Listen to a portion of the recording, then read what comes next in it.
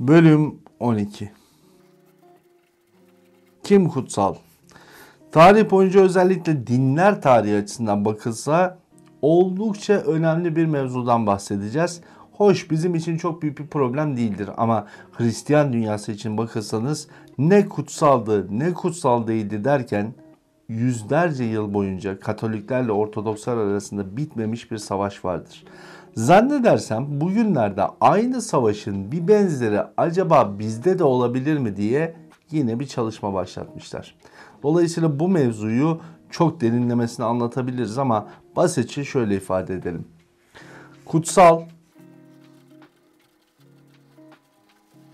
Rabbimiz tarafından belirlenendir. Bu İslam akidesinde diğer bütün dinlere nazaran en basit, en kolay ve en hızlı çözüm yoludur. Bunu da rahatlıkla söyleyebiliriz. Ve bu çözüm yolu gerçekten de İslam felsefesi ya da İslam felsefesi demeyelim de din felsefesi açısından bakılsa en basit yöntemdir. Çünkü Rabbimiz tarafından belirlenmiş her ne varsa ve onlara bir kutsallık atfedilmişse ki o Kur'an-ı Azimüşşan'da mevcut olması gerekir, onlar kutsaldır. İslam'a sonradan bir şeylere kutsiyet atfedebilmek işte bu yüzden mümkün değildir ve bu İslam'ın sadece bu konusu dahi yeryüzünde henüz değişmediği kesin olan din olarak anlatmamıza kafidir. Birkaç örnek vereyim, konuyu anlayacaksınız. 1. Mesela Cebrail aleyhisselam Kur'an-ı Kerim'de Kuddüs ismi şerifiyle anılmıştır. Onun büyüklüğünden ve muhteşemliği ifade edilmiştir. Dolayısıyla Cebrail aleyhisselam İslam dini tarafından kutsaldır. 2. Mesela Kabe-i Muazzama ya da biz Kabe diyelim, aklınızda kalsın. Kur'an-ı Azimüşşan'da pek çok ayeti kerimede Resul-i Kibri aleyhissalatü vesselamın dönüp de namaz kılacağı bir yer olarak belirlenmiştir. Bu yüzden kutsaldır. Bir başka yer, baktığınız zaman Mescid-i Aksa, Kur'an'da belirlenmiştir. Resul-i Kibri aleyhissalatü vesselamın Miraç hadisesi içerisinde de ifade edilmiştir. Başka yerlerde de işaret edilmiştir, kutsalmıştır. Tabi daha bu adetler sayılabilir. En başında Resul-i Kibri aleyhissalatü vesselamın varlığı kutsaldır. Onun ailesi Ehl-i Beyt kutsaldır. Bunlar Kur'an'da övülerek Cenab-ı Hakk'ın katında değerli olduğu kesinleşmiş ve netleşmiş olan şeylerdir. Bunlardan hariç Resul-i Kibri aleyhissalatü vesselamın da hadis-i kutsilerle belirlemiş olduğu bazı şeyler vardır ki bunlar kutsaldır. Bunlardan hariç bir şeye sonradan kutsallık atfetmeye gayret Hristiyanlıkta olmuştur. Ve Hristiyanlıkta olan bu durum dinin dışına bir eklenti olduğu için kimin kutsal olduğu sorusunu doğurmuş ve her soru yeni bir kavgayı getirmiştir. İslam dini işte bu açıdan Kur'an-ı Azimüşşan'ın değişmezlik ilkesini bir kez daha değerlendirir. Ya bütün bunları niye anlattık diyeceksiniz.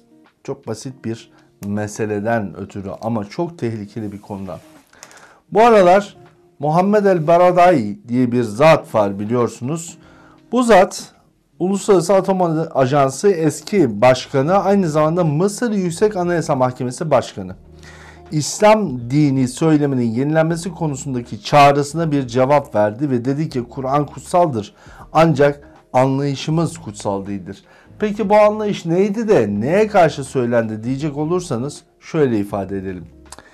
Mısır Yüksek Mahkemesi Başkanı Edli Mansur bu ara İslam dini söyleminin yenilenmesi gerektiği konusunda bir çağrı yaptı. Hem de bu çağrıyı bütün İslam dünyasına yaptı. Şöyle dedi kendisi, efendim biz Kur'an-ı Azimüşşan'da gerçek manada yanlış anlıyoruz. Anlayışımızı değiştirmemiz gerekiyor. Biz anlayışımızı değiştiremiyorsak eğer söylemin değişmesi gerekir dedi.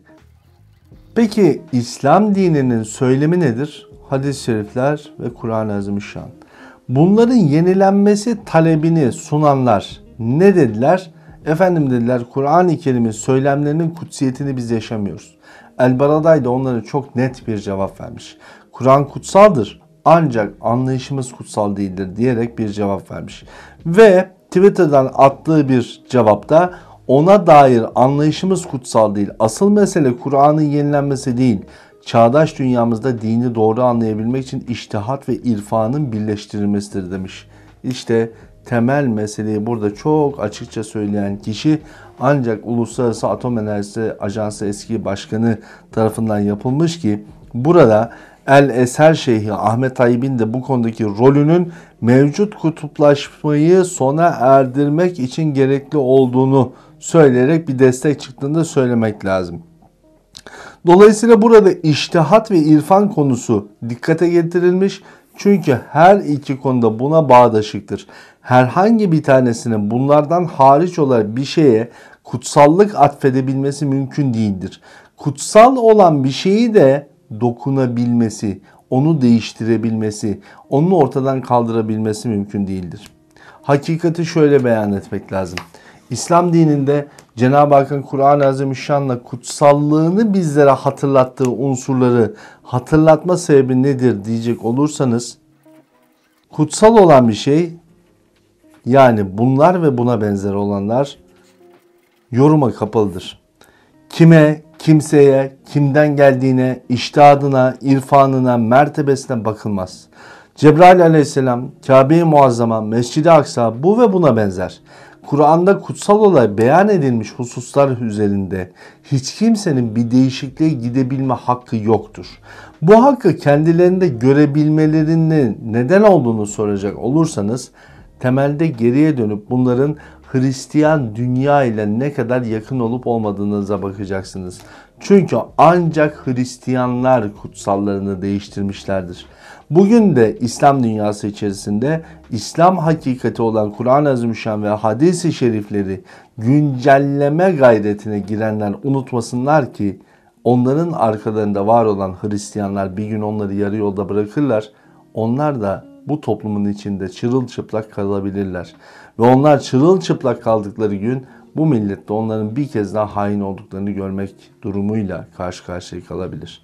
Bizler onların peşinde değiliz ama bizler kendi gençliğimizin ve Müslümanlarımızın bu kutsallara asla yorum getiremeyecek kabiliyetle yaşama mecburiyetini bir kez daha ifade etmek zorundayız.